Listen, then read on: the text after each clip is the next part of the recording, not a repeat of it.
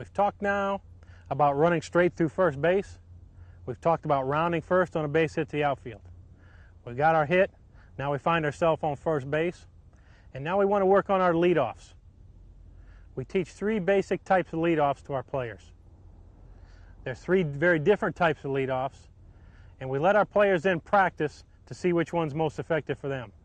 Which one do they feel most comfortable with? And two, and probably most importantly, which one do they get to the next base the fastest with? We time them an awful lot. Every day in practice, we pretty much time something or other in terms of our base running. It might be home to first, it might be home to home, or our steals from first to second base. And see which lead works the best for them, which one they're the fastest getting down to the next base. So our three leadoffs are as follows.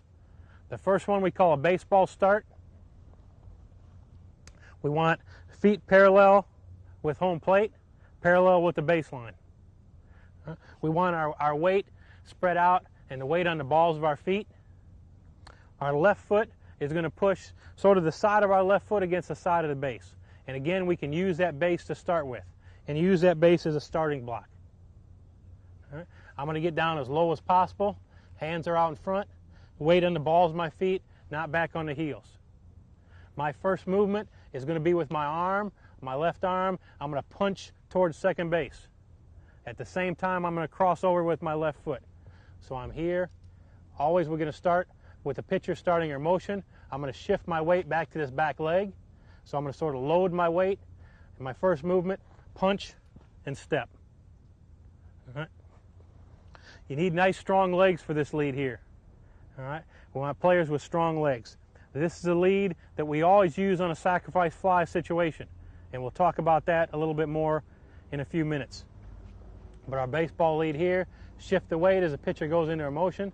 First movement, punch and step right towards second base. The second lead that we'll use, we call a sprinter start. And here, I'm just going to get down, put one foot, the ball of my foot up against the base. Again, it doesn't matter which foot, whatever one our player's comfortable with. Base as a starting block. Again, I'm going to try to get as low as possible. And I'm going to drive up and out as I take off the base. I'm still going to shift my weight back to this back leg as a pitcher goes in her motion. Arms are going to come back, and again, first movement, I'm going to punch towards second base and swing with my arms off the base. The key thing to remember on either lead, when I shift my weight back, I still want to stay balanced over this back leg. I don't want to get so I'm so far back I'm off balance. The same thing with the baseball start. I don't want to shift so my weight's way over the top of my leg. We want to keep it on the inside, shift the weight back so I really got a nice base to push from. Sprinter starts the same way. I'm going to shift back so I have a nice base to push from and drive right off the base. Our third start that we'll teach our players is called the rocker start. And here we can actually get a little bit momentum built up before we actually leave the base. On the rocker start here, what I'm actually doing is starting behind the base with one foot back behind. Well, I'm still going to rock back. And then as I step forward, my front foot comes down where the ball of the foot can use the base as a starting block and push off of. Again, we don't really care about our players which foot they use. If they use the right foot or the left foot. One thing that we do want them to watch out for is the base. If I'm going to start with my right foot behind, make sure they're not on the outside part of the base. If they get on the inside, what you'll find, they'll go to step, and this foot will get caught on the base, and they'll fall right on their nose. So wherever they are, make sure they're on the outside part of the base. If they feel more comfortable starting with the right foot forward, start them on the inside so that first step is clear straight towards our next base. The key here for the rocker is the same situation. We want to shift our weight back as the pitcher goes into her motion. And then as I step forward, push off the base and use that base to start. So we've talked about three different types of leads. The baseball lead, the sprinter start, and the rocker start, where I start behind the bag. Some of the advantages and disadvantages of each one.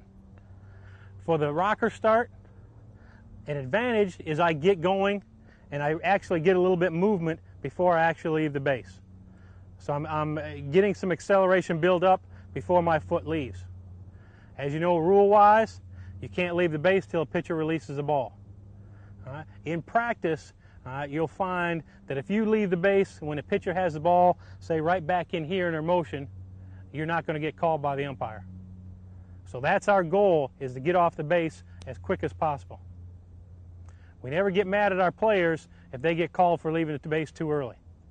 Because we work on that every day in practice, is getting off as fast as possible, is getting off the base as fast as we can without getting called from the umpire.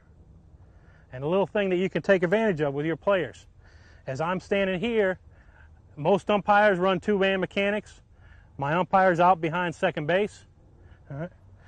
If I'm here and I'm going to steal, the first thing we're going to have our players is look at the umpire.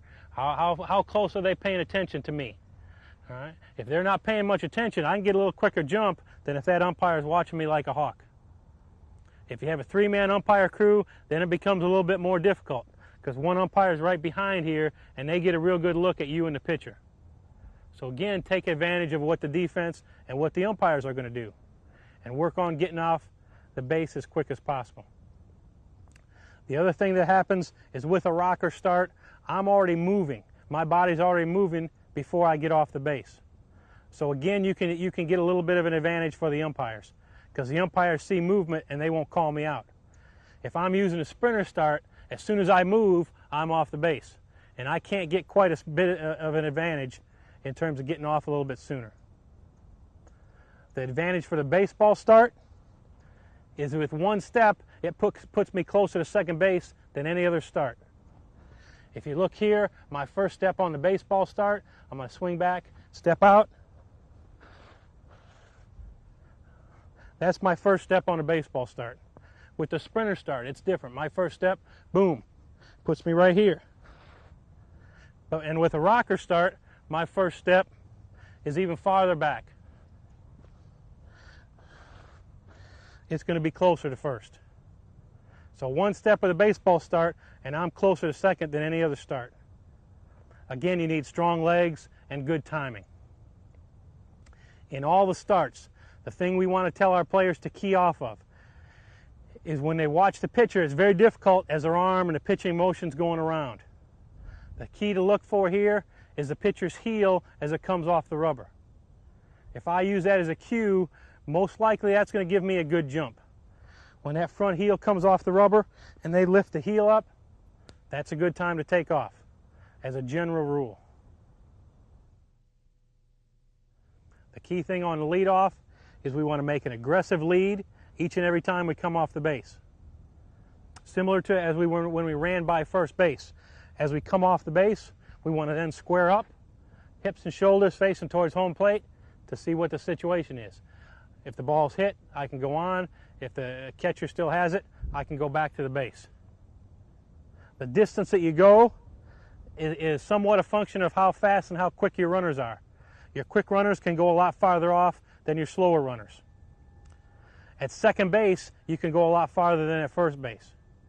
Our lead at second base for our fast players is pretty much half the distance between second and third. The lead at third base, make sure you go in foul territory so you don't get hit by a foul ball or don't get hit by the ball in fair territory and get called out. So again, our distance depends how fast our runner is and which base we're on. Each and every time we come off the base, we want to hear the opposing dugout yell going. We want to make them think that we're stealing each and every time. So we want an aggressive lead as if we're stealing, then we stop and square up.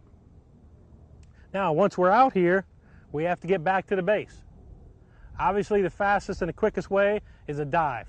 Head first dive, keep your body to the outside part of the base, and reach the base with my right hand. There's two other methods that we teach our players to returns. And again, we let them practice them, see which one they're comfortable with, and that's will determine which ones they're going to use. The first one is called a step and a drag. The second one is a pivot. in the step and a drag. As I return to the base, I'm going to step to the outside part with my left foot and drag my right foot into the corner of the base. I'm going to use this left leg and left knee as a shock absorber to stop my momentum. And I'm just going to give the player only my toe to touch. As you can see, my whole body is outside the plane of the base. What we don't want your runners to do is come back in standing up right over the base where they can be tagged out very easily. Make sure you keep your body back. So from here we're going to go over, we're going to step and drag their toe and hook the base. Again, all I'm going to give the defensive player to tag is the toe of my foot. The second method, the pivot method, is a little bit more difficult for them to master, but for most of them, once they get the idea, it's very, very easy for them to get back to the bag this way. In this return, I'm going to return to the base with my left foot rather than my right foot.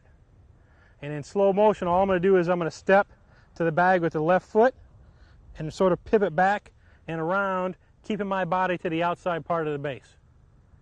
Again, the only thing they're going to have to tag is my toe. All right, and a little bit quicker, this is what it'll look like. And I use this back leg again as a shock absorber so I don't come off the base. So 2 methods of return: step and drag and the pivot. Let your players play with them, see which one is most effective.